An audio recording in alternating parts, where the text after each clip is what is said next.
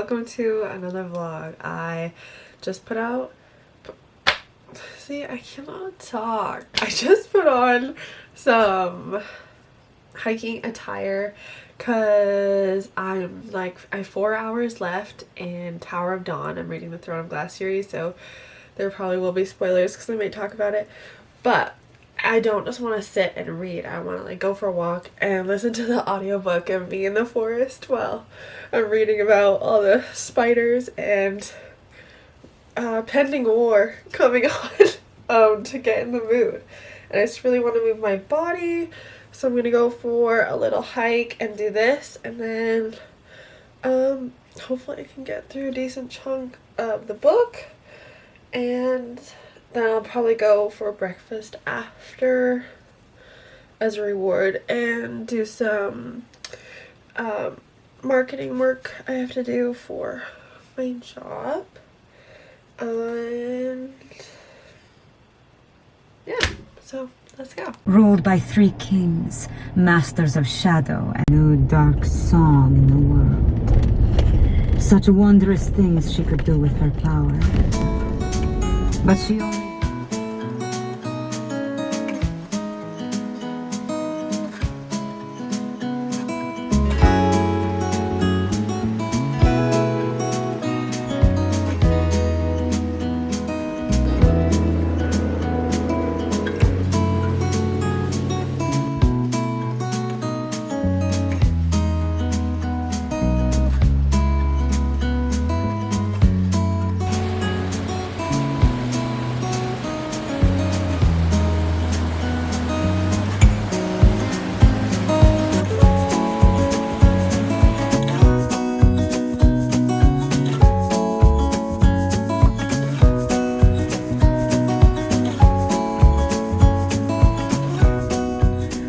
Okay, I am so sweaty. It's just such a small hike, but this is where I picked this one. I was gonna do a bigger one, then I realized I haven't really eaten. It's gonna be kind of late, and I do have work things and other things I need to do, so I might try to do that one tomorrow. But I did get an hour through, which is nice. I'm on chapter 55, so Nezrin and Philippe, oh yeah, spoilers by the way. I'm mostly through this book, so spoilers for Tower of Dawn. But anyway, Nezrin and Philippe have just escaped the spiders, and we just found out that Lysandra is Falcon's niece. Oh yeah, and then Philippe declared his love for Nezrin when he thought he was gonna die, which was cute. They're just trying to get out. Kale and Irene he's doing the hot and cold thing. He's being so frustrating. Again, I'm just like, you have so many patterns and I thought you were gonna break them, but he keeps, I think he's so self-righteous, and then in trying to do the right thing all the time, he just treats people terribly, or is just wildly confusing with his feelings, and he's just so frustrating. But anyway, his back is acting up again. Oh my gosh, I'm sweating. His back is acting up, and Irene just came over to take care of him. I love her. She's my favorite character. I feel like she's so true to herself, and she's so just she just knows who she is, and she's, I don't know, her value. I love how she works as a healer too. I feel like she's just so smart, and she's so attentive to people. She definitely knows. Oh my gosh, I'm sweating. I need to turn the AC on. But anyway, it's getting really good and I want to finish it, but I'm really hungry now. It's 11:40, so I think I'm gonna go get breakfast and then do some work, or I'll get breakfast and read some more or listen some more, and then I'll do some work. And yeah, so thanks for coming along with me. Let me know if you have any ideas. Oh, also, I'm wondering if Kale and Irene are raising an army of undead fae, or how they're gonna come into play. That was immediately where my mind came through, because I'm well, they're here to raise an army, so maybe the army that they're raising is from the graveyard that they went to for Irene's birthday.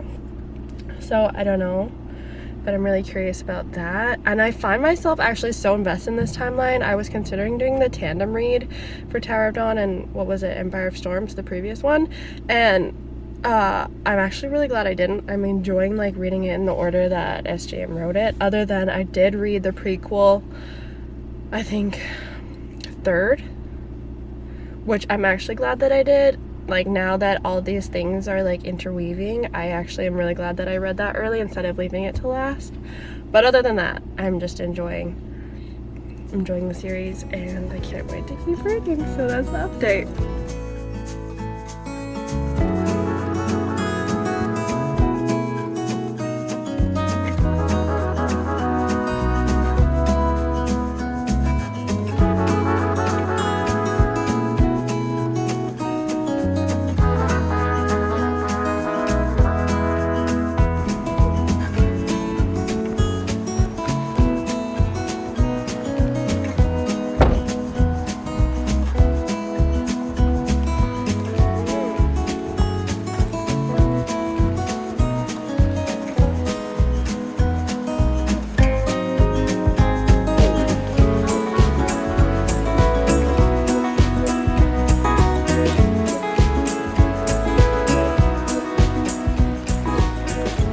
We're just at this little riverside beach. I'm really excited, but I wanted to give you guys my final thoughts on Throne of Glass Tower of Dawn, because I finished it a few days ago, and I feel like overall my thoughts didn't change much from our last update, other than I was really happy about Kale's resolution with him and Irene got married. That was really cute.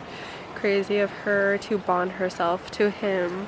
Like, that whole thing about how they have to stay alive so the other one can stay alive is a bit intense, and I'm definitely nervous about that and how that's going to play out as we head into literal war in this next book. And I am still, oh, and then Philippe is, or not Philippe, I always think that, I know her name is Nesrin Philippe, and I always think that Sartak's name is Philippe for some reason, but anyway, Sartak is going to be the next king and all that, which is crazy. And yeah, everything is just escalating, going to the next level, and I'm dreading the next book because the last little, the like epilogue about Aelin in chains is just brutal. It's just so brutal. So I'm definitely nervous to go back to her storyline. I really enjoyed this timeline. I don't know why some of y'all skip it. Like, I think this is actually a really valuable timeline in the overall story, and I really enjoyed it. Obviously, Aelin is like queen of my heart, and I definitely want to get back to her storyline, but I really enjoyed this, and I kind of was able just to like soak it all in and not worry about the other timeline for right now. And I really enjoyed it. I think it's a great book. Now I'm reading Cruel Prince. I just started, and I just started last night actually. I picked it up previously after I read ACOTAR, and I was coming off that high and I wanted something to like fill the void, and then I saw there was like a microwave on page 1, and I was like, nope, can't do this. This is not the one for me.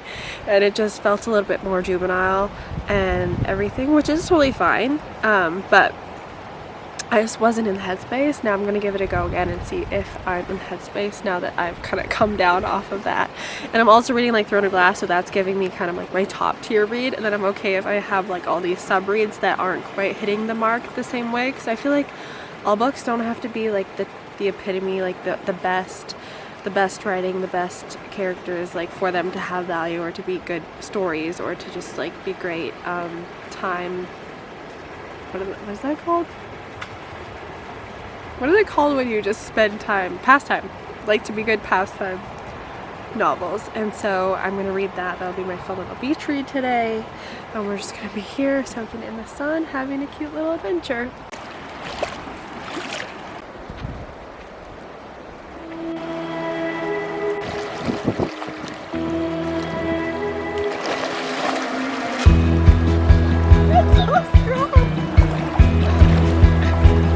Hold on, wait.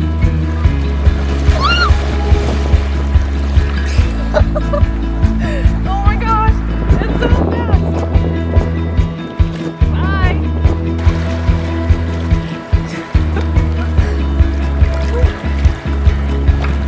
Anyway.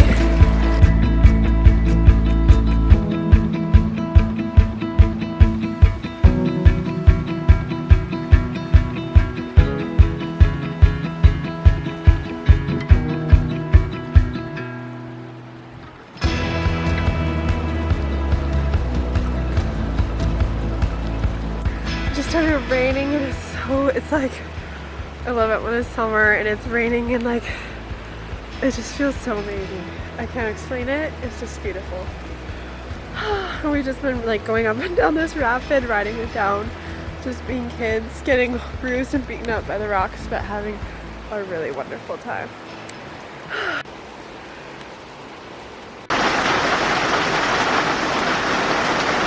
Do you guys hear that? We just got home and it's going off.